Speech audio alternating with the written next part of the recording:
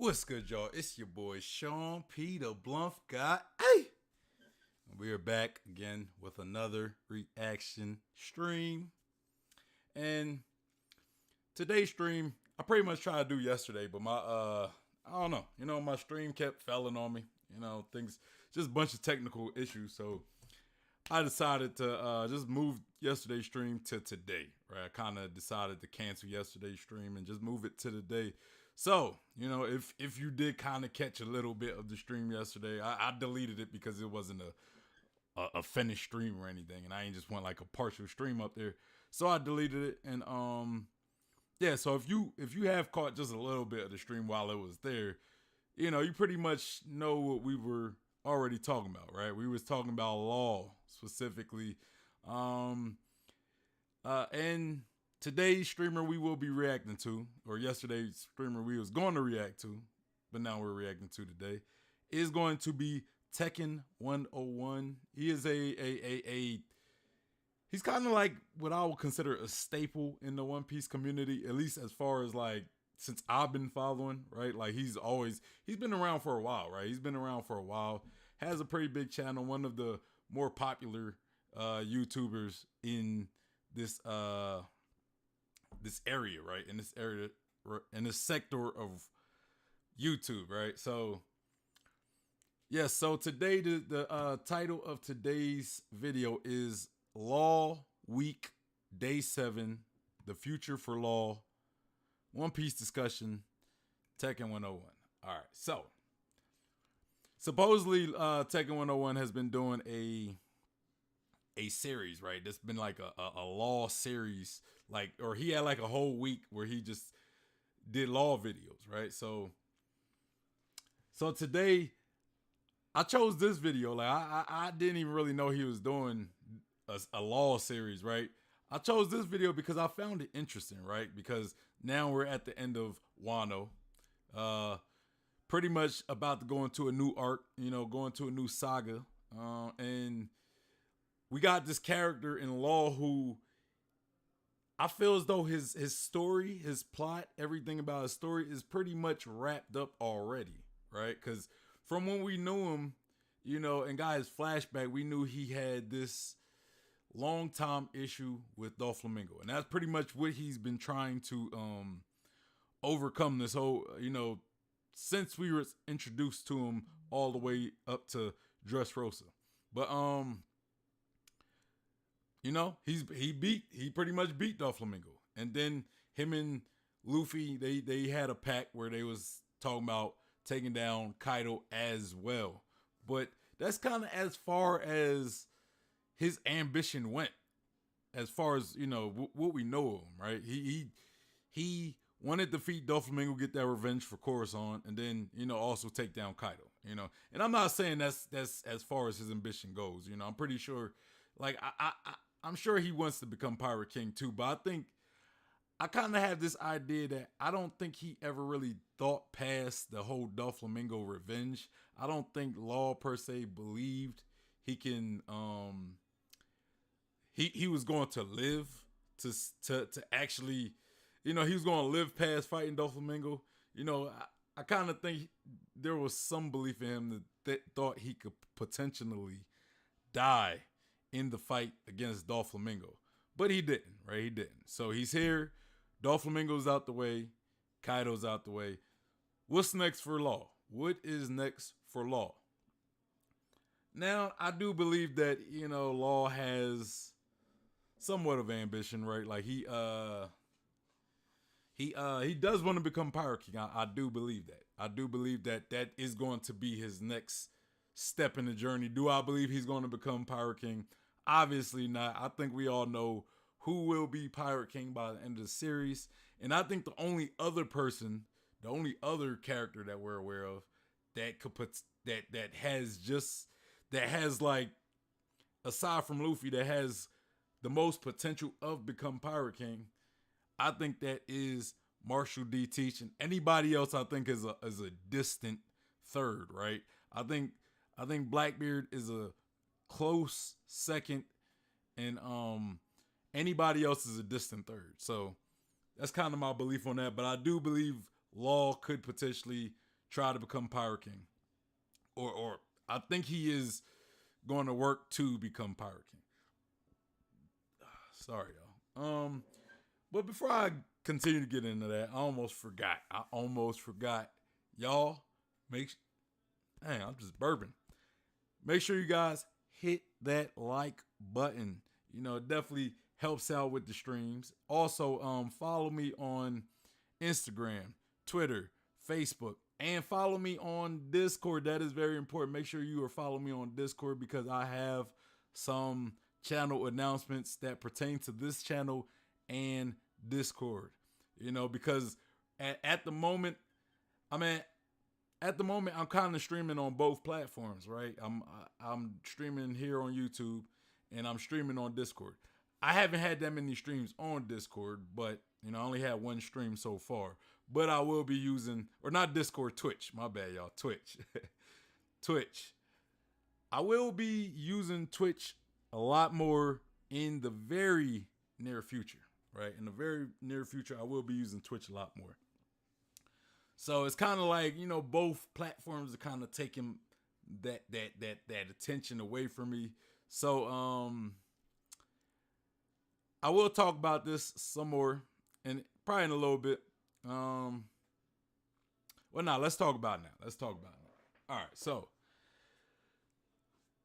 I got Twitch. I'm trying to use my Twitch, which is a streaming platform, and I'm using this YouTube as well. I started on YouTube and have already built somewhat of a following here on YouTube, but I also want to work on Twitch. So what I'm considering for this channel is I might start streaming solely on Twitch. You know, I might start doing these One Piece streams on Twitch. You know, I'm going to start doing my video games on Twitch. I'm going to start doing just all these streams I'm going to be doing on Twitch. I'm really considering it right now. So it's not something I fully I don't know if that's what I'm going to do for sure, but it's definitely a thought that's going in my head, and that's kind of where my mind is headed right now. I want to stream on Twitch and then maybe post videos, post like clips of the streams on here on YouTube, right? So for everybody who follows me, follows these streams closely, for all my subscribers that definitely watch these streams live with me, I want to suggest you guys go follow me on Twitch because I might not be doing these streams here anymore. I'm going to still post here on YouTube though. I'm going to still post. I just may not be, I might not be streaming here anymore. I think Twitch, for me, just streaming on Twitch might just be more easier, right? It might be more simple just to stream on one platform, and then I can still like share clips and share edited down versions of my streams here on YouTube for you guys who solely watch my stuff on YouTube. But if you want to watch me live, make sure you follow me on Twitch. Make sure you follow me on Twitch.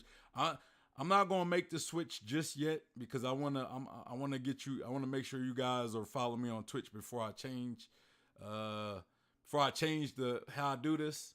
You know, because I don't want you guys to be waiting on me to go live here on YouTube, and I'm just doing a bunch of streams on Twitch, and y'all just waiting for me to do stuff on YouTube. So, you know, make sure you follow me on Twitch. The link to the Twitch account will be in the description box, as well as the link to the video we will be reacting to today. So yeah, so guys, make sure you hit that like button and make sure you subscribe. We got Adam in the building. He says, nice. I'm going to have to get that account. Yes, sir. Yes, sir. You will definitely. But again, y'all, for everybody who subscribed to me here on YouTube, I'm not saying I'm not going to be posting on YouTube. All I'm saying is I probably would not be continuing streaming on this platform on YouTube. You know, Twitch is a little more simpler, right? It's made for streamers. You know, it's made for streaming. YouTube, YouTube is great for streaming as well. I'm not knocking YouTube either. It's great for streaming, but I think Twitch might be the better platform as far as streaming, and I can still share the content from my streams here, But yeah, let's get back into law, right? Let's get back into law. We're talking about law, and another reason why I wanted to do this is because I'm also, like me, I kind of told y'all this before. I wasn't never really a fan of Law's character, right? I know a lot of people love Law. He's probably one of the most popular characters in One Piece. Everybody love his backstory or his flashback. A lot of people might hate me for this. When we're talking about the best of the best flashbacks, because I hear a lot of people say that Law probably has the best flashback. I don't agree with that. I will say that. You guys might hate me for that, for saying this. I don't agree with that. He had a great flashback. I'm not saying it wasn't great or anything, but I wouldn't put it above Robin's. I wouldn't put it above Brooks. I wouldn't put it above I can't even I'm trying to probably even Senior Pink possibly. I like Senior Pink's flashback, but maybe Senior Pink. But that's kind of edge. I kind of I might give the edge to Law on that one. But right now I'm kind of drawing a blank of all the flashbacks that we've had in the story at the moment. But I would say for sure I wouldn't put it above Robin's. I definitely wouldn't. I think Robin probably has the best flashback of the series, and Brooke might be after Robin for me, But see, now I feel as though we might have to do a flashback tier list. Matter of fact, I think that's what I'm gonna do. I think I'm gonna do that next week. I'm gonna just say that. I think I might do a tier list of flashbacks next week.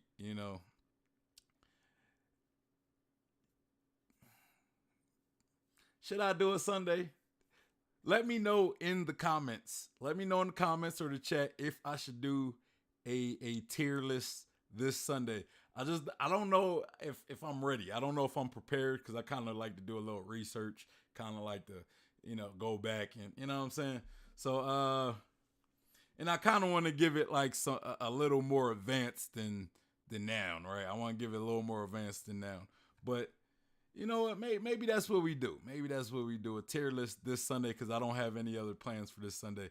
So, yeah, I think we might do a tier list this Sunday. Okay, so make sure y'all stay tuned for Sunday, right? Stay tuned for Sunday. But all right, y'all, I don't want to waste any more time. Let's get into this. Let's get into this video. It's a bit of a lengthy video, and I want to get this started. So far, I'm not having any issues with the stream. I'm happy about that. I'm definitely happy about that. All right, let's go. Chance to actually speak my mind. I'm gonna start it here. We're like a minute and 40 seconds into it, because I would say everything before up to this point was just kind of filler of his and just just him just kind of being funny or whatever. So I don't want to like go, because it's no actual anything he's really saying. Oh, shout out to Adam. I seen you follow me on Twitch. Hey, about time you set that Twitch account up, man. About time. Let's go though.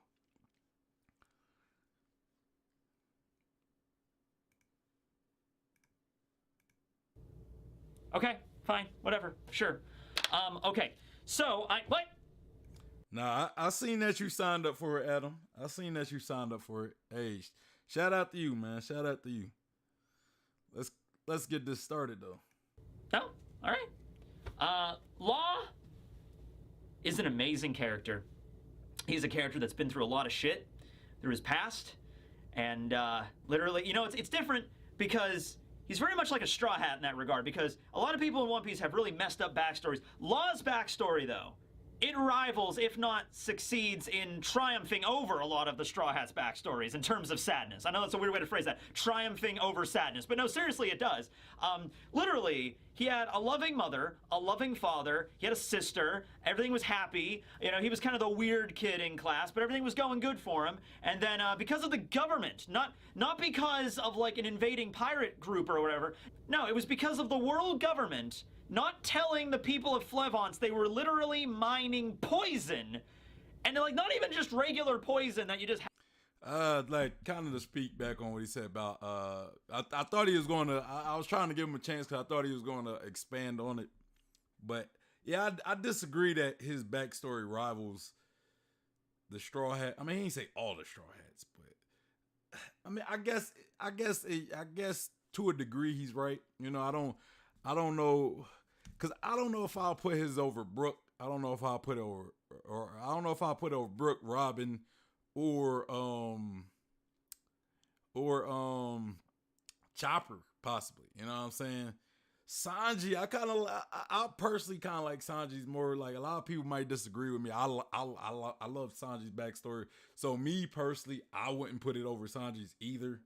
But after that, so I would say Brook, Chopper,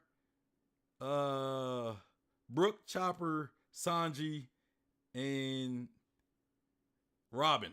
You know, of course, Robin. I almost forgot Robin. I wouldn't put it over them four, right?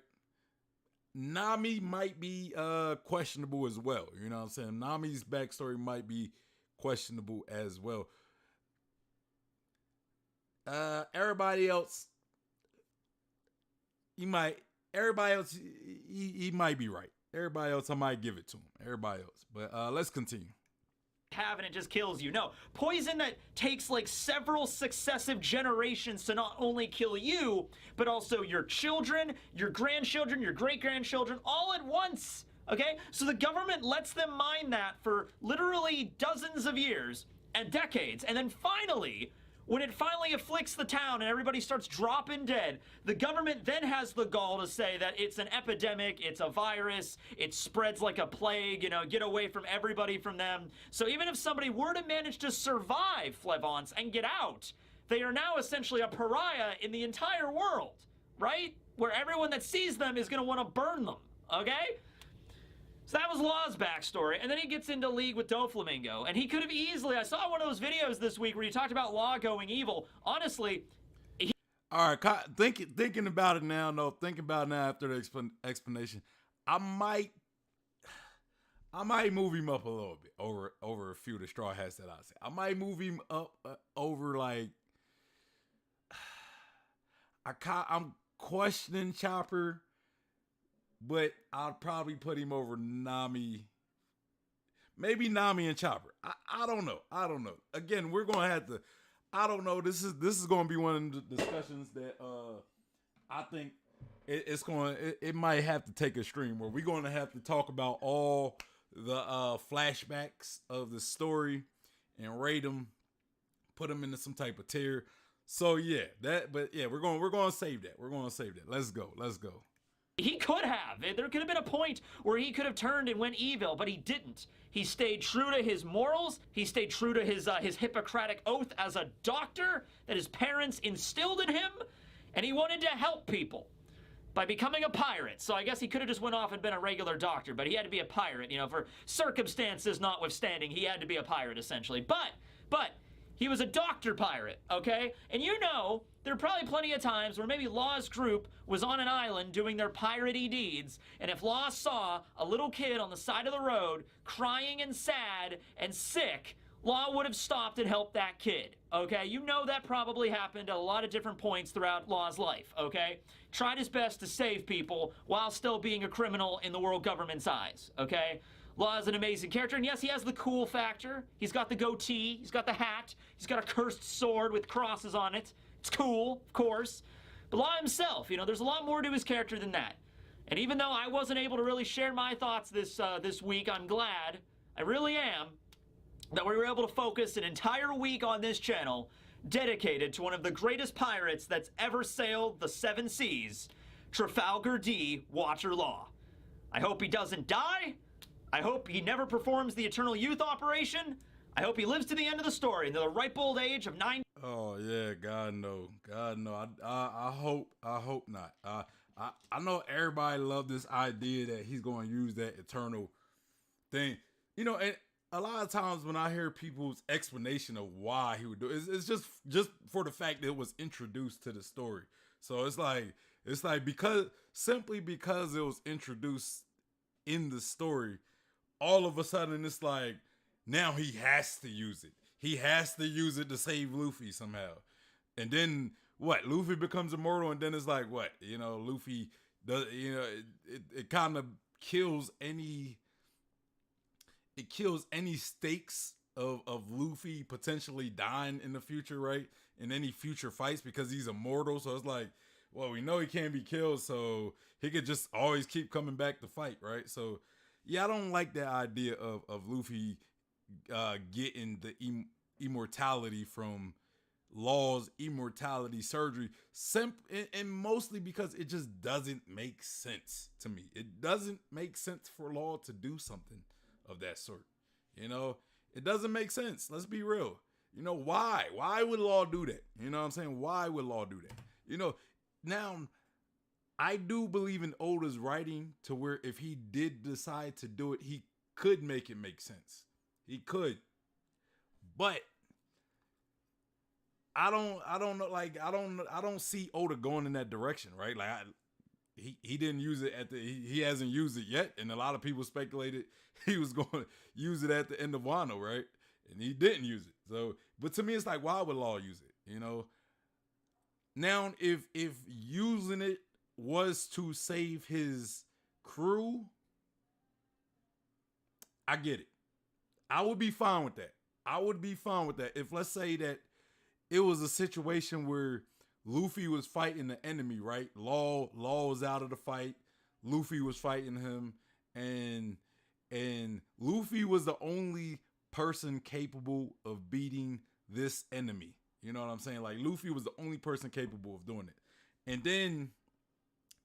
And then if Luffy lost, that means everybody was going to die. That means Law was going to die, Law's crew was going to die, and everybody else, right? So it would make sense in that context because it's like, well, I can't beat this enemy. Only Luffy can, but you know, Luffy's right here dead pretty much. Like, let's say Luffy died from the enemy, right?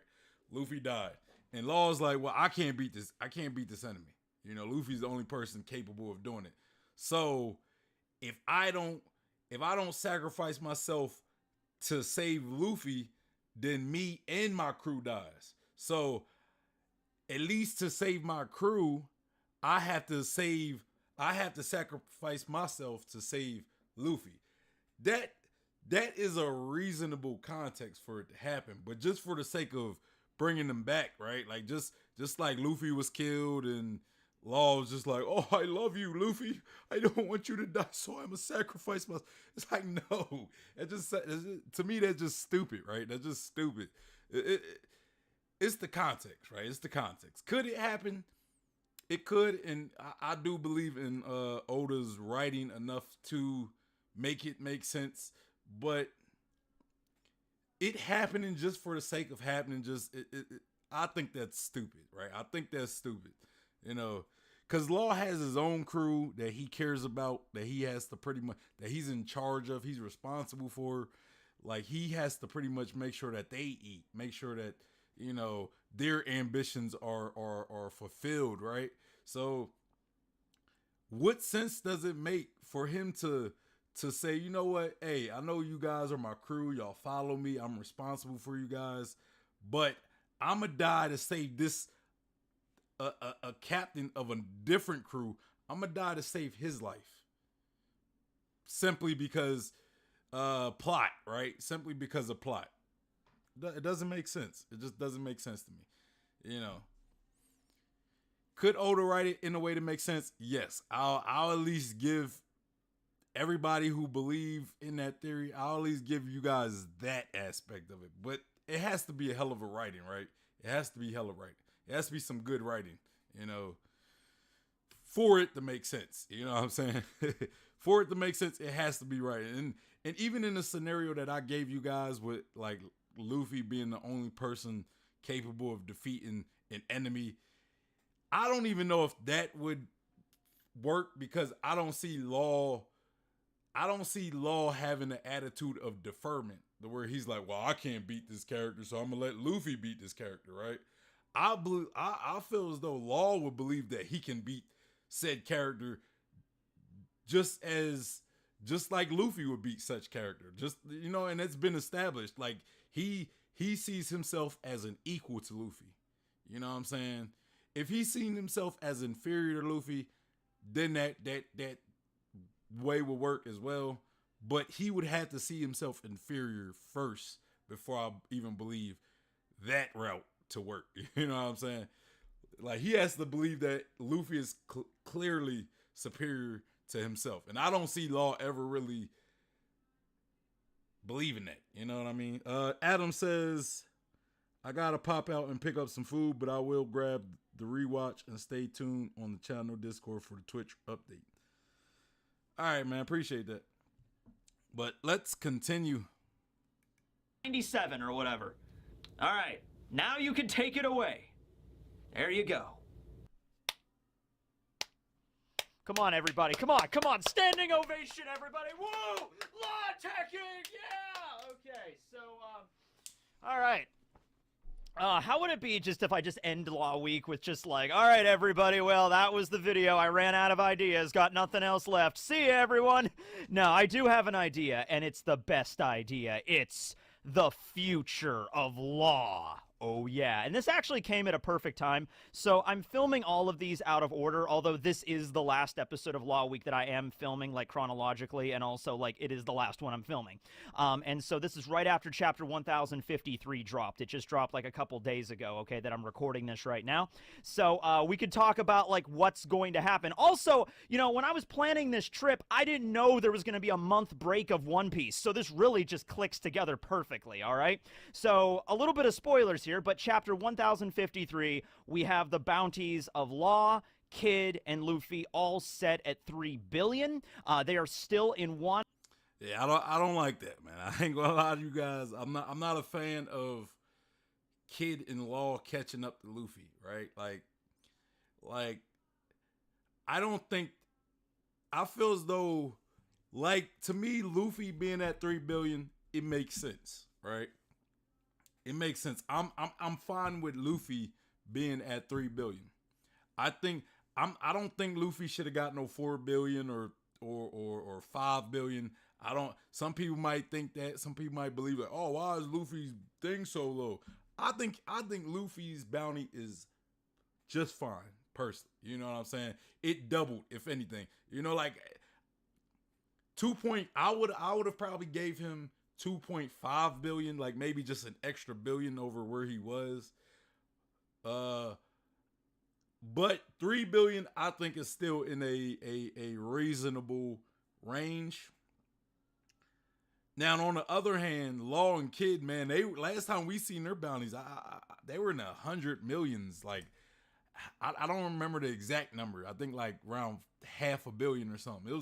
It was lingering around that, but they wasn't in the billions, right? They wasn't in the billions. So they pretty much hopped from 500 million to 3 billion. To me, I think their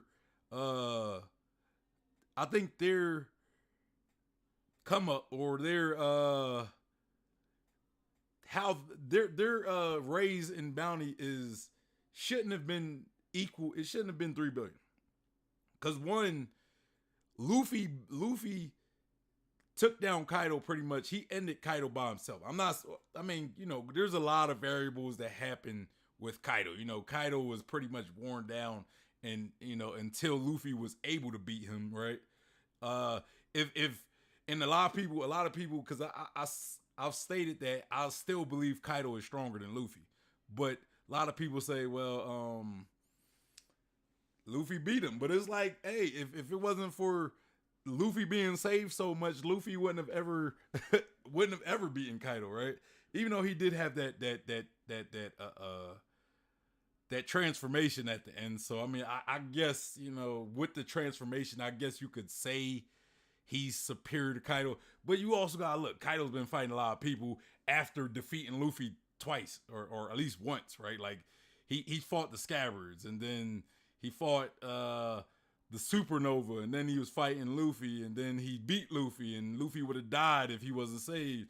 Then he fought Yamato and Momonosuke, and then Luffy comes back and he fights Luffy again, and he kills Luffy, and then Luffy comes back again and with an upgrade, and all this is still wearing down Kaido though. Kaido still has been fighting straight and been being worn down, so it's kind of like I put Luffy. I feel as though this upgrade with Luffy put him in at the level of Kaido. You know what I'm saying? But I don't know. I still don't put Luffy over Kaido. And I know a lot of people are going to disagree with me on that, but it is what it is, right? It is what it is. But I forgot where I was going. But with the bounty, right? The bounty. Luffy finished Kaido off by himself, where it took Law and Kid to both beat Big Mom. You know what I'm saying? So not only did it take two of them to beat one Yonko compared to Luffy beating, you know, pretty much finishing Kaido off by himself, that alone should still keep him above Law and Kid. The fact that he was able to beat or he was able to finish a Yonko by himself, and them two had to double team a Yonko, right? Also, they just their increase was so much more massive than Luffy's, because they was starting from a much lower place than Luffy, and Luffy was ahead of them already, and Luffy got 3 million or 3 billion, which I think made sense. And they pretty much, where Luffy had like a 1.5 billion raise, they had like a 2.5 billion raise. You know what I'm saying? They had like a 2 point, and I'm just kind of estimating. I don't remember their bounties exactly. Somebody let me know in the chat or the comments what Law and Kid's bounty were before this current bounty. But yeah, I think that's kind of outlandish that they kind of caught up to Luffy. You know, bounty increases shouldn't be that much. I think it was even established, like, once you reach a certain bounty, the increase thereafter is very minimal. You know what I'm saying? So it should have pertained to Law and Kid as well, what I think. Like, they should have jumped up to like 2 billion at best. At most, they should have jumped up to 2 billion. Let's continue. As of the break, Green Bull has arrived. He's heading toward the flower capital. Law, the last time we saw him, he actually stayed behind at the Tokage port. He was there overseeing the construction, like they're fixing up all the ships and the polar tang and everything. And they find out the new bounties, and Apu is there. And then Kid ran off to the flower capital to go fight Luffy. And Law stayed behind, and he's just like, things are getting difficult, it seems. Okay, and that's the last time we saw of him as of the recording of this video, okay? So what awaits Law in the future? Well, I have a few ideas here. First and foremost, we now have a situation where these three that used to be part of an alliance that really sort of didn't get along, but they did get along, now have all the same bounty, and Luffy is considered an emperor. So I can imagine Law and Kid are going to feel a little bit of jealousy toward Luffy for that. Like, we all have the same exact bounty. How come he gets to be an emperor and we don't? Now, Kid took the direct approach. Yeah, low-key, look, I'm not mad, though. I'm not mad at it.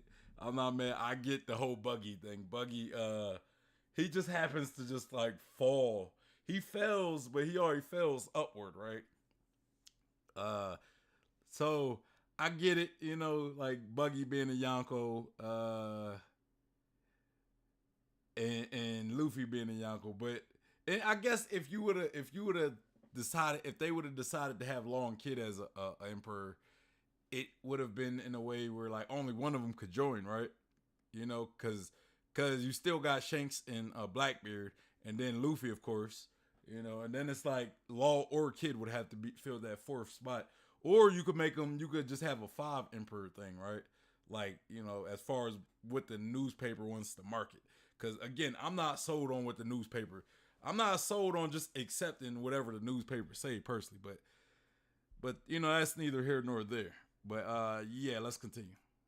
You know, he just went to go fight Luffy directly. Law, on the other hand, I don't think he would do that. I don't think Luffy is, like, going to be on, like, his hit list or something. Law is going to be like, well, I guess I have to eliminate you, Straw Hat.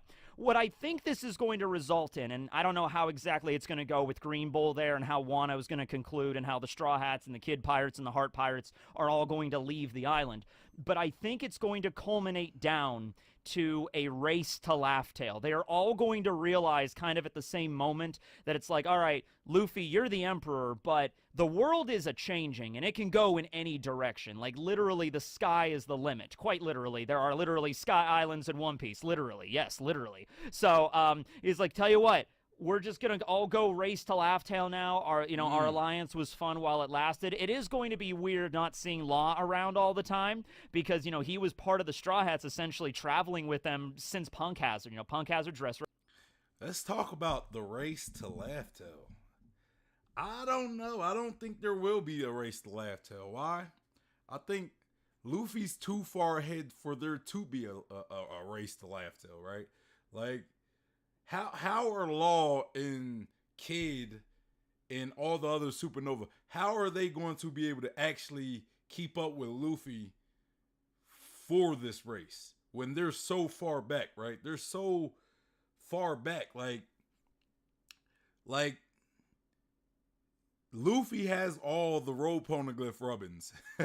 he has the road poneglyphs pretty much. Law and Kid don't.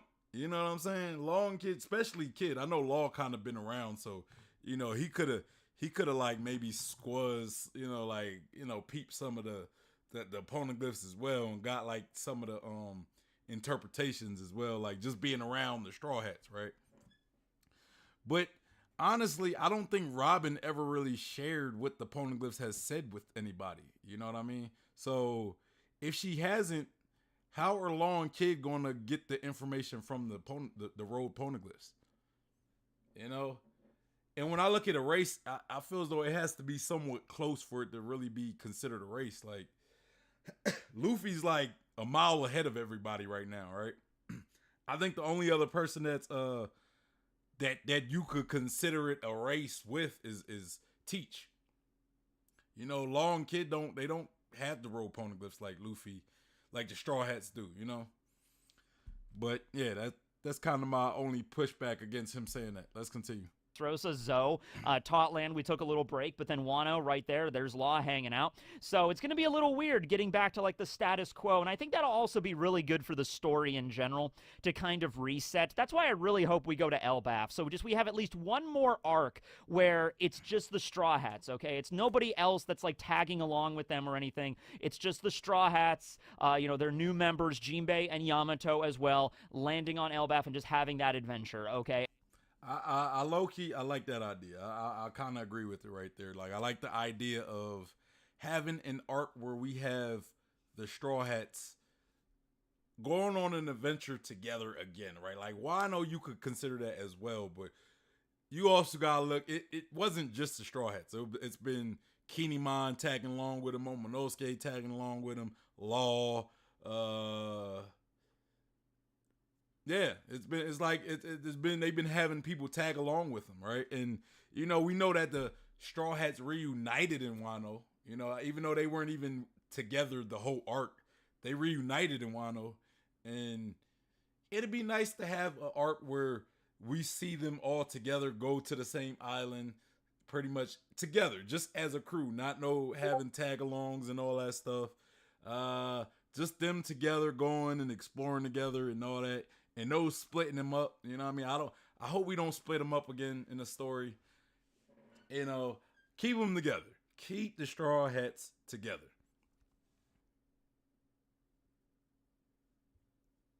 Let's continue.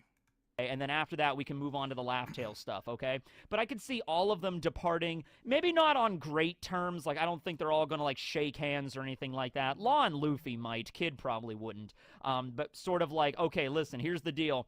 first one to Laugh Tale gets the One Piece. It's a race now. And then Luffy, of course, would have it no other way. And he's like, absolutely, I, wish you the best, but I'm going to win. And Law's like, hey, don't get too confident now. And then Kid will be in the background like, I'm going to beat you both. And it's just like, that's how it's going to go. And so the Heart Pirates depart in their submarine, and that's how it goes, okay? Yeah, I could see them kind of departing like that, but I don't see it really being a race though. You know what I mean? It's just Law and Kid are just too far back. Like they don't have anybody that could decipher poneglyphs with them, and I don't even know if they've ever gotten if they ever actually ran into any road poneglyphs. Law, yeah, because I think he was with the Straw Hats on Zunisha. I think.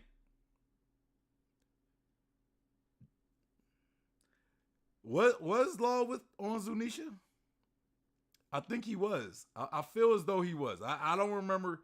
Correct me if I'm wrong, but I think he was, because I think his crew already went to Wano, and he just kind of tagged along because he knew the Straw Hats were going to Wano as well. So he went with them to Zunisha to Zo, and then Luffy took half of his crew and went to Whole Cake Island, and I think Law went with the other half of the crew to Wano. I think that's how it was. And so he might have seen the road poneglyph that was in Zunisha and gotten the whole explanation from Nekomamushi and Inuyasha about that you need the road poneglyphs in order to find Laugh Tale. So I would say Law at the very least is ahead of Kid, because the common belief is still that you have to go to the last island just to learn about what the Straw Hats learned about in Zunisha, in Zo, right? In Zo. So Law kind of had he was able to skip that process, but even then, even though he was able to skip that process with Luffy and everything, he's still not able to read the poneglyphs. And reading the poneglyphs is essential to finding Laugh Tale. The Straw Hats already have 2 poneglyphs. They already have hold on, let me make sure. Yeah, they have 2 road poneglyphs. They have the one in Zunisha and they have the one at Whole Cake. And then they're about to have a third poneglyph, a third road poneglyph in Wano. And that being the case, having that third poneglyph, they have 3 poneglyphs, and they have the only person in the world that we know can read poneglyphs. Right now, the Straw Hats are definitely ahead of the pack, right? Now, I think the best thing I would say that would give Kid and Law a chance to keep up with Luffy, pretty much if they follow Luffy to Laugh Tale, right? Like, if they follow him to Laugh Tale, and then once they get to Laugh Tale, it's like, oh, well, whoever finds the poneglyph first becomes Pirate King. That's the only way I could see them in an actual race, Let's continue. We might even actually get, if we do an Elbaf arc, Oda might actually do a cover series based around Law. Let's say there is an Elbaf arc and it only lasts, like, maybe not super long, maybe 50 chapters, something like that. If that's the case, then maybe 40, 50. Maybe we can have a little mini cover series, kind of like when the Straw Hats were separated. We only got, like, 2 chapters for each of them to see where they were at in the world. Like Frankie got sent to Baltimore, Robin got sent to Tequila Wolf. We got, like, 2 chapters to see what they were doing.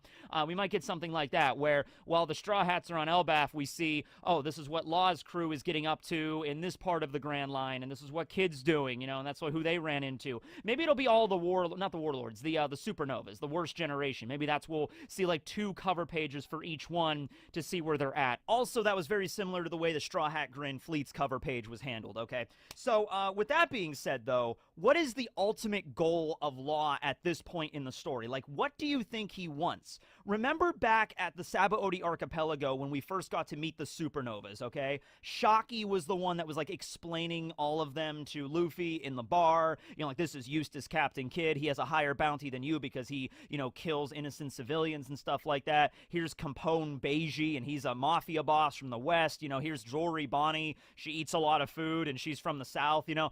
And so we're going down this list, and it was assumed that all the members of the worst generation, well, I guess just the supernovas or the super rookies at the time, wanted to all find the One Piece. They all set out to the Grand Line to find the One Piece, and they all made it to Sabaody Archipelago, okay? Now, I would argue that most pirate crews' ultimate goal is to find the One Piece because it's like that ultimate treasure at like the finish line. But I imagine a lot of them, you know, they make a lot of side trips, they deviate along the way, and there might be stuff that they are looking for, you know, more focused on. Like, look at Buggy. Buggy never really even bothered to look for the One Piece, maybe because he was part of Roger's crew, and he's like, I'm not even going to be able to get close to that. Instead, Buggy focused on Captain John's treasure, all right? And then, of course, look at all the different goals and the dreams of the Straw Hats. Luffy's ultimate goal is to find Laugh Tale, become king of the pirates, which would mean he would have to find the One Piece. Of course, the Straw Hats all believe in Luffy's dream, and they want to help him as much as they can, but they all have their separate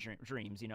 Yeah, speaking of Law's dream, though, right? Like, because I know when he met Luffy, you know, he wanted to his goal was to defeat Doflamingo, and it was to take down Kaido.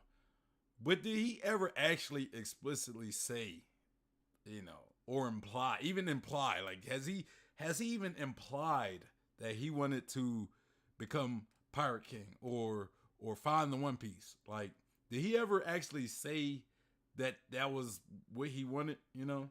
I mean, I know we kind of look at him as like Luffy's rival, right? But is that really Law's goal? You know, maybe that could be Kid's goal. Like, I could see that being more Kid's goal, but was it Law's goal?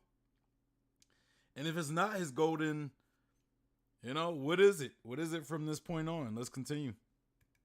You know, Nami wants to draw a map of the world. Chopper wants to be a great doctor. Robin wants to learn about the Void Century and therefore find the Rio Poneglyphs. And right there, I think we have a connection to Law. Law is essentially following through with what Corazon told him and Corazon taught him, okay? He taught him about how it was like, hey, Law, you have the Will of D in your name. Make sure to not say that to other people. I know the Clan of D are the enemies of gods, and you shouldn't discuss that with people, all right?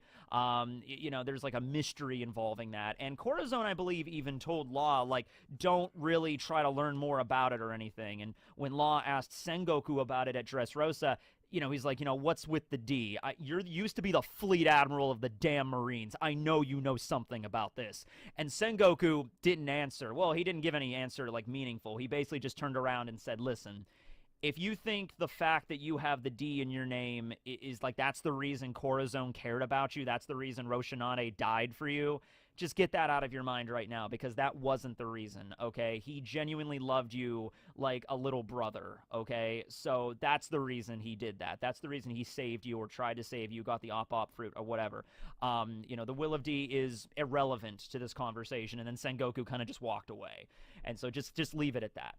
Which was a good way. I mean, I like that conversation. I was a little bit mad at Sengoku because, like, grr, how many times do we have to teach you this lesson, old man? Just tell us what the Will of D is. But he's like, no, that's not what this is about, all right? This is not what it's about, because Corazon was basically Sengoku's, like, adopted son. So it's like, no, he didn't, you know, it's not because you had the Will of D in your name or whatever, okay? So I won't lie, like, I guess for me, the reason why, like, Law's backstory never really, like, resonated with me that well, I didn't care for Corazon as a character. You know, I know a lot of people might be mad at me for saying that, but I didn't care for him as a character, personally. I thought he had a whack devil fruit. I mean, I'm not saying it's not useful, but it's like a very situationally useful devil fruit. Like, it could be useful in certain aspects, but, like, combat-wise, I don't... Like, it could be useful, let's say, if you wanted to, like, kill somebody's ability to hear, and you was, like, in a dark room, and, you know, you like, let's say you was able to get them into, like, a dark room where they couldn't see, and then you was able to make it to where they couldn't hear anything, because you silent yourself, right? And it made it to where you could just, you know, attack them without them knowing where you are. Kind of like if you guys ever watched Bleach, there's a character named Tolson. I think his Bunkai, like, he fought Kenpachi. I know a lot of people know what Kenpachi is. So y'all probably know what Tosin is for all the bleach heads, right? His Bunkai was like he created this big black sphere around him and Kenpachi, right? This big black bubble. And he pretty much eliminated all Kenpachi senses.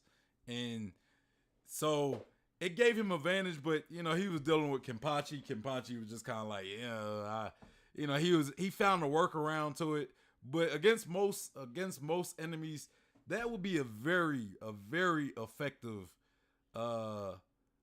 like attack, a very effective technique. But with Corazon, he can't really like stop, like manipulate all your senses. He can only like mute sounds. He can stop sounds from going out of his bubble or whatever. So, and you know, it's probably more depth to his ability as well. But I don't know. I just from what we seen from it, it just was kind of like underwhelming. I didn't care much for his character. You know, but then again, I'll say this though. I think here's another reason why. Here's another thing I had against Law's backstory or just Corazon's as a character and all that. Dressrosa just, I didn't enjoy Dressrosa that much because it was just horribly paced. So a lot of stuff that happened in Dressrosa, I just kind of have a very negative view on Dressrosa. I didn't read it in the manga. I watched it. I watched the anime. So y'all might have to forgive me for that. If I read it, it might have hit differently. But me watching it, it just soured me on the whole arc. So the fact that Law's backstory was part of that arc and Corazon was part of that arc, it just kind of fell flat to me. But let's continue. If we're looking at Luffy trying to find the One Piece, that's his main focus. And if we're looking at Robin trying to learn in general everything about the Void Century, the Blank Century from the Rio Poneglyphs, I think I can look at Law's goal ultimately to learn specifically about the history of the Clan of D. Now, of course, that's going to tie into the Void Century, just inherently. You can't learn about one without learning about the other, and of course, all that information is closely guarded. Pretty much the only place you could get it is the Rio Poneglyph. You know what I mean? So, I don't know. Like, I could see, honestly, the Heart Pirates arriving at Laugh-Tale. They might even beat the Straw Hats there, but then it's like, oh shit, we can't read Poneglyphs. You know, Beppo, can you read Poneglyphs? Well, Captain, I'll give it a try. It says. Nah, I disagree with that. How are they going to get the Laugh Tale before the Straw Hats when you can't read poneglyphs? Like the poneglyphs are literally like the key to finding Laugh Tale, right? So if you can't read poneglyphs, like how you gonna get there? Like let alone when you get there reading reading it when you get there, how you gonna get there in the first place? So yeah, I completely disagree with this idea that they would beat the Straw Hats to Laugh Tale. How? You can't read the poneglyphs to get there. But as far as like what else he said, right? He said Law's goal might be to find the history of the D, right? And I do believe that the secret of the D initial is at Laugh Tale. It's part of the One Piece. You know, I think the One Piece is kind of like maybe multiple treasures, or maybe the One Piece is one thing, but there's other stuff there as well. Like I do believe that there's going to be a poneglyph that gives you all the knowledge, like all the important knowledge of the Void Century, right? The what does the D initial stand for, right? So given that explanation, I can see Law potentially tagging along with the Straw Hats to Laugh Tale, because I don't think his goal is to become Pirate King. You know, I don't think it's to even possess the One Piece. I think his goal is to find the history of, or to learn the secrets of what the D initial is. And I think that secret might be at Laugh Tale. And Law might be with the Straw Hats in order to find that secret, you know. So there's that. I don't know. Let's continue. Here that the squiggle met the other squiggle and they went out to the squiggle dance and they ended up getting married. Just like, all right, Beppo, that's the information we needed to know. And just like, and that was, turns out it actually was. No, so, you know, if Law shows up there and he's looking at the poneglyphs and everything, he's just like, all right, we made it to Laughtail. Here's everything I need to know. They're still going to need Robin's help with this, okay? In order for Law to learn about what Corazon wanted to, you know, keep secret from him. And Law even said this at Onigashima when he found the poneglyph in the basement. He was like, I'm sorry, Corazon. I need to know. I know that you told me not to dig deeper into this. You told me just to leave it as it was, but I need to find out what's going on here with the Will of D. All right, and so since also Law has the Will of D, Luffy has the Will of D, Kid doesn't, from what we understand, I could see it being the Straw Hats plus the Heart Pirates there, wherever the Rio Poneglyph is, and when I'm assuming it's going to be Robin that's going to recite the ancient history. So we're I do agree with that, though. I do think that the Law Pirates might be with, I think they're going to be with the Straw Hats. I just don't think they're going to beat the Straw Hats. How do you beat the Straw Hats to Laughtail when you have nobody that can read poneglyphs? Like, I mean, unless there's a different way, but I think if there was a different way to find the Straw Hats or to find Laughtail, it had to be a creative way, and it's like, how do Law stumble upon that way, right? How do Law stumble? Like, I could see if anybody stumbles upon the alternative route to Laughtail, I could see the only person doing that being Blackbeard, you know. But if it, you know, I don't see Law beating Luffy to Laughtail when he can't. He doesn't have the tools it takes to find Laughtail. You know, he doesn't have anybody that can read poneglyphs. He doesn't have any copies of the poneglyphs or the road poneglyphs specifically. So how do you get the Laughtail without that? You know, how do you get the Laughtail without all that stuff? We're going to have a moment where Robin has the Rio Poneglyphs all in front of her, or she compiles all the information she gathered over the years of all of her travels, and she's like, this is it right here, the full story. And then she's going to launch into the flashback involving the Void Century, and Law's going to be there, and he's going to hear it too. I feel like that has to happen with Law's character at some point, okay? So I think that's his ultimate goal. Now, moving on to a more battle-oriented section of this, who would you like Law's last opponent in the story to be? That's a question, okay?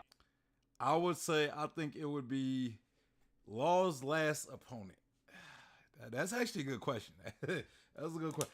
I think him and Kid could make a good fight, but I don't see them being like it being like a I want to kill you type situation. But maybe, I don't know, like maybe Kid is about to try to do something that could hinder what Law and Luffy is doing, right? Like let's say I don't know, like let's say Luffy is doing something that could save the world, but Kid is pretty much trying to kill Luffy in order to become Pirate King. So Kid is just being selfish. Like Kid's he's not even aware of what he's doing. He just sees Luffy as like super close to being Pirate King, so he's just trying to stop Luffy from being Pirate King. So he's trying to fight Luffy, but Law's like, "Hey, Kid, no, stop, bro. Luffy needs to succeed at what he's doing because he's about to save the world or something." And Law's like in Kid's way or something, you know. So I would think I would probably like to see him and Kid as like a final fight. Angel said, "Yo, what up, Angel?" But yeah, I would like that. I would like maybe a Kid and Law fight. If it's gonna be like Law's last fight, I think Kid might be, because they're kind of like equals, right? But Kid is probably kind of looked at as the more evil one of the two, and Law's kind of looked at as the good one of the two. Not saying Kid is evil, but you know, he's not exactly good. Like, come on, the man was killing innocent civilians. There might be more to that, though. There might be more to that situation of him killing innocent civilians, but it hasn't been explained yet. So at the moment, you could kind of say, from what we know of Kid, you could kind of say he's not like a nice guy. You know, he's not a good guy.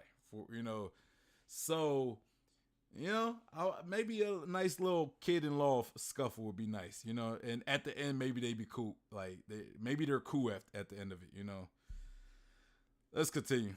Obviously, we know the Straw Hats are going to go up against the Blackbeard Pirates. Now, there's some debate out there of whether or not, like, that's going to be their last opponents, like Luffy versus Blackbeard, that's going to be it. People have thrown Shanks in there, like, oh, well, no, Luffy's going to fight Shanks after it, like, at the final moment of the story. Maybe not in an actual fight, but maybe, like, in a Davy back or something. Might be a situation where maybe Blackbeard kills Shanks and then Luffy has to avenge him. There's a lot of, theories abound here where Shanks is going to fit into these final sagas, this final arc of One Piece, you know what I mean? So I was looking at the options here, and I'm thinking, okay, first person that came to mind was Kid. All right, Law and Kid just get into an actual fight, okay? Yeah. Because that was sort of implied, sort of set up, when they were fighting against Big Mom. They really didn't want to tip their hands to each other. They didn't really want to showcase strongest moves right at the offset because they knew at some point they are rivals and they probably would fight at some point. I don't know if that would be like Law's final battle in the story period, but I would say that I would want to see that. I would want to see Law and Eustace Kid. Yeah, I would like to see him fight to determine who's like the who's like the second strongest supernova, right? Like who's the number 2? But I could also see Oda pulling some type of thing where like there's no conclusion to it, so we'll never actually get a real answer of who's the number 2 to Luffy, to Luffy's number 1 of the supernova, So yeah, I don't think it will ever be like resolved. It might be a case to where like he off screens the rest of the finale of the fight, or maybe it's a tie, or maybe somebody interferes. You know what I mean? So that could go many ways, but I think it should happen though. Personally, I think it should happen. But yeah, I don't know who else Law's final fight. Like that's a good question. Fight full on 100% and see who would win. In that regard, I'm still honestly giving the edge to Law, just because I think he can do, Kid can do a lot of crazy shit with the Jiki no Mi, right? He can make robots and he can control metal and magnetic forces and make a rail gun, but at the end of the day, I think Laws just has more applications. They're also, I think, because they had to showcase those moves during Big Mom, during the fight with Big Mom, during Big Mom. Big Mom is a location now, all right? But because Law had to use his K room and his R room during that fight and the anesthesia, and Kid knows about that, and likewise, Kid had to use his rail gun and everything like that, Punk, the damned Punk against her, and like the Clash attack and everything, the Assign. I think they're going to be working more than ever on their new moves, because it's like, okay, Kid is like, all right, I'm not going to let Trafalgar, get one up on me when we finally fight. All right, I got to develop some new moves that he hasn't seen before, and Law is going to do the same thing. Law is going to be like, all right, I have my regular room, and I have my K room, and I have my R room. It's time to make the Z room. You know what I mean? Like, he's going to come up with some new rooms, some new techniques, because they definitely still have room to grow, okay? So I think they will fight. I don't know if it'll be a fight to the death, but it will be a fight, and I think Law will come out victorious. Beyond Kid, I just had I had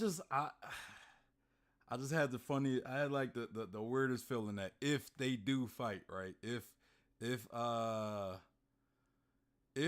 they have a fight, I just feel as though Oda would not give us a decisive like conclusion to it. Like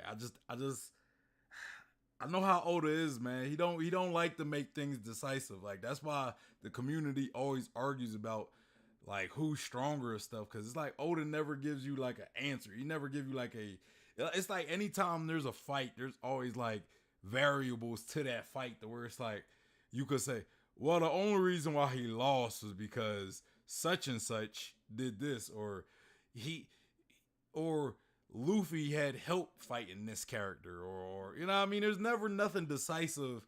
Like Oda, for some reason, this is one thing I don't like about Oda. Like this is one thing I actually don't like.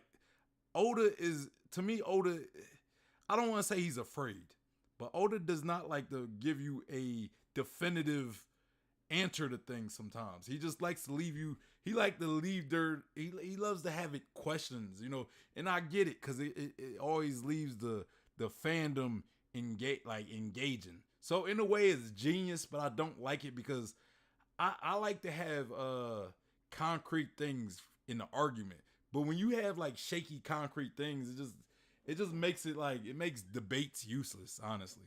You know what I mean? Because you're just debating on, you know, how you interpreted something happening. You know what I mean? So I don't like that. You know, because debates, it's like a double-edged sword. It's great because it just inspires debates, but you never have any real concrete definitive answers to in these debates, and it makes debating such a headache, you know. And when it comes to One Piece, you know, because at least in Naruto and like Bleach and other animes, I can sit here and say like Madara is stronger than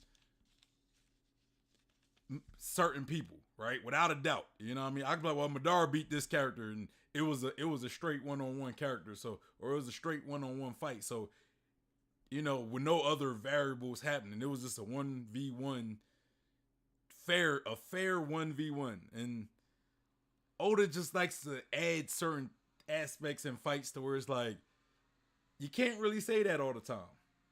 But let's continue. Just thought, we've never really seen Luffy and Law in a serious bout, like I think they fought very briefly at Punk Hazard, if that, but that wasn't really much of anything. It was just kind of like, it's like, oh, give me the test of your metal. In fact, I don't even know if they did that much. I'm remembering a little bit. Maybe there was like a brief clash, or maybe Law was kind of like,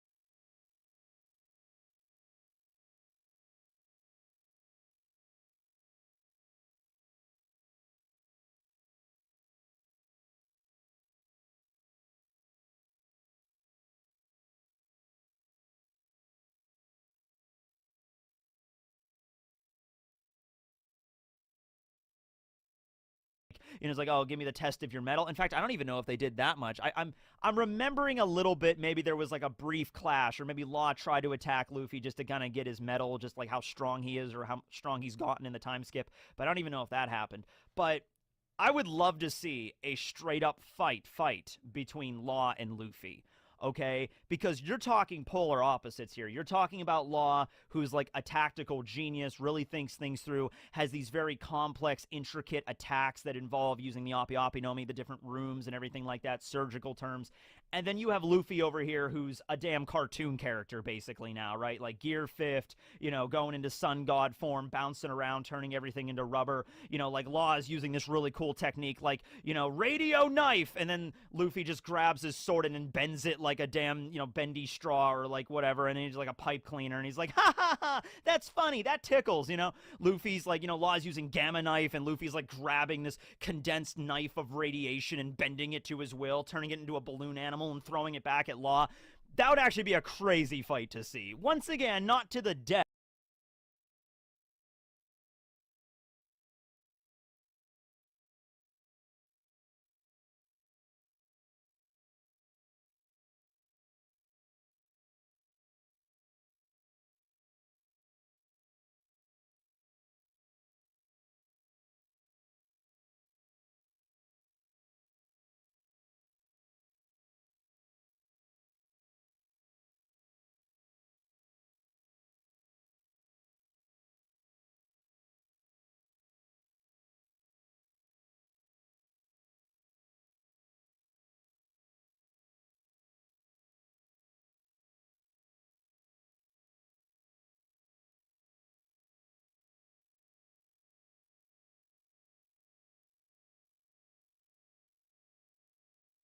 death, but a crazy fight to see, and I would love to witness that. Let's see. I also threw in some. Okay, I'm looking at the admirals here. Like, which admiral would you like to see Law fight against? And out of all the admirals, I think the only one that really Law had like a meeting with, like a moment with, that would make sense so far would be Isho, would be Fujitora, because they had that encounter on Greenbit, okay? He hasn't met Green Bull yet, never really encountered Kizaru at Sabaody, no, not really, and never really encountered Akainu either, because, you know, he kind of, well, you know, he was there at Marineford, but he kind of just showed up, grabbed Luffy, and then just skipped out, you know what I mean? So out of all of the admirals, considering Fujitora can manipulate gravity, and Law can also use that with tact and his shambles and room and everything like that, that would actually be a really fun fight. And I was like thinking about it more and more, and I'm thinking, you know what? If none of these other fights happen, like if Law never fights Luffy or Kid, I could honestly see Law going up against Isho in a full-on fight. And the first thing Isho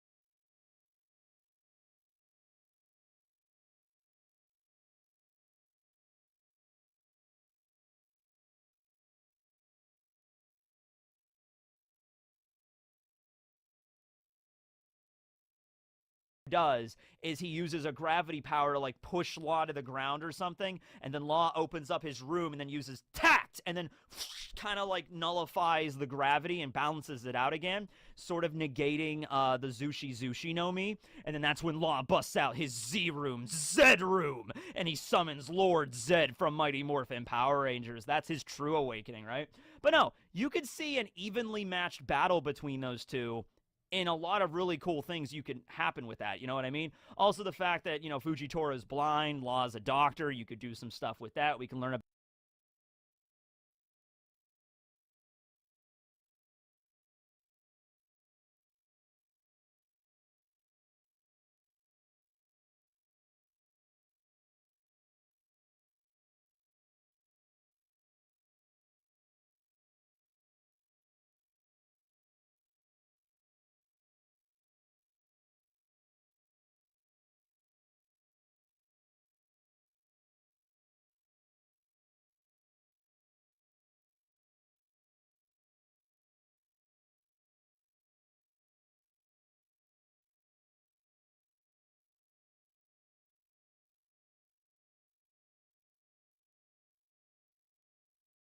about Fujitora's backstory a little bit. I don't know. Oh, here's an idea. What if, remember that line that Fujitora had when he was like, he met Luffy, and he was like, you know, it's on days like these that I really regret that I blinded myself. What if Law is able to restore Fujitora's sight? What if we do like a Bleach moment between when, remember when Kaname fought against Shuhei and Komamura, and the whole thing was Kaname went into this hollow form that he could like allow him to see. He was blind his entire life, but now he could see, and that was actually his undoing because he wasn't able to like handle all that extra input, and so Shuhei was able to stab him. Maybe it's something like that where Law is like, I will restore your sight, old man. And then Fujitora's like, I could see again. And then that's when Law takes the opportunity to like, boom, you know, S room or T room or whatever. And it's like, and it's just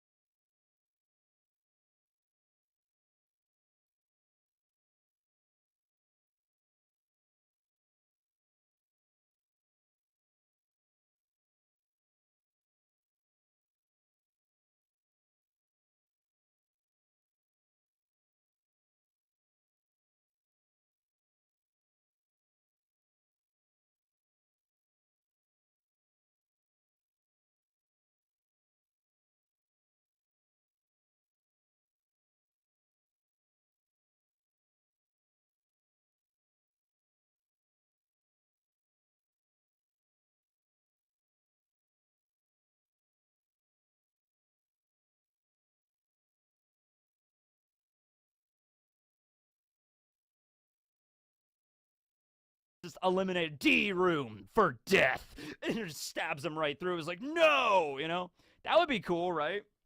I also wrote down Shanks. I don't really think there's really going to be, there's no real connection between Law and Shanks. Although I do think that Shanks does have the will of D, just like Roger did, Luffy did. I feel like Shanks has it too. We just don't know his full name, so there would be a connection there, but it's a tenuous connection. You know what I mean? So I just threw him on there because Shanks is also a very smart, tactical fighter kind of guy, and Law is in that same vein. So just seeing them go head to head would be really cool. In that case, I would honestly give money on Shanks, not Law, but it would be a really fun fight. That fight would just be really interesting just to see him opening up the room, and then Shanks like, oh, I see, and then maybe he can like, he has like Conqueror's Hockey that's so strong, maybe he can like cut Law's room in half or something. Like if anybody could do that shit, it would be well, I guess it would be Luffy, or it would be Shanks. Just Luffy, because he has all his crazy powers now, like with Gear 5th. Like Law could open up his room, Luffy could be like, oh, this is cool, and he physically touches the room and like turns it into like a bouncy ball and like throws it away or something like that. Law's just like, did you just turn my operating room into a damn bouncy beach ball? And Luffy's like, yeah, I did. It was funny, wasn't it? And it's just like, what is this fight? What are you even, right? So, yeah, I'm going to go with that. I'm going to go with Law fighting against Kid, Luffy. Isho would be ideal, and then sort of a dark horse would be Shanks in that regard. We'll see where it goes. But, yeah, that's all I wrote down here. We're about 20 minutes in or so. That's appropriate. I think this is a good place to end Law Week. I hope you guys enjoyed. I drank a lot of booblies this entire time. Go get yourself a nice bubbly boobly, you know. Not a sponsor, but they're just really good. Okay. So when you should be watching this, it should be July 7th. I will still be on vacation out in California, so hopefully I'll have some other videos, you know, planned before that, and so you could watch that. We did 7 in a row, so I'm thinking I'm gonna go like every other day now or something like that. But yeah, if you just want updates on what I'm doing, probably just follow my Twitter. It's probably where I'll put up most information of like where I'm at or what I'm doing, and you know, keep up to date with me there. And I'll try my best to film some extra stuff while on the road. But yeah, that was Law Week. If you have any ideas for another one, comment down below on some other Law Week ideas that we haven't discussed already on the channel or in this episode or this edition of Law Week. I don't really feel like we're going to do another one of these. Honestly, we could just do theme weeks in general. So we did a Law Week now. Maybe next year we can do a, I don't know, Drake Week. Diaz Drake, 7 videos about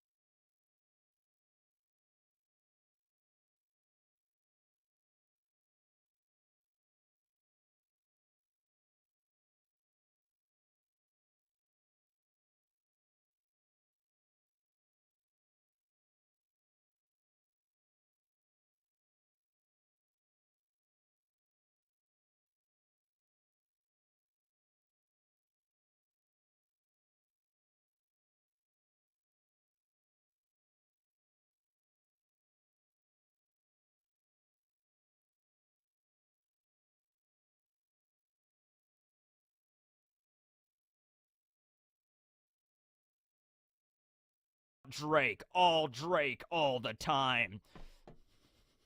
So anyway, yeah, there's that. Thanks for watching, everybody. This will be Tekking101 signing out. Woo! Room! Aw.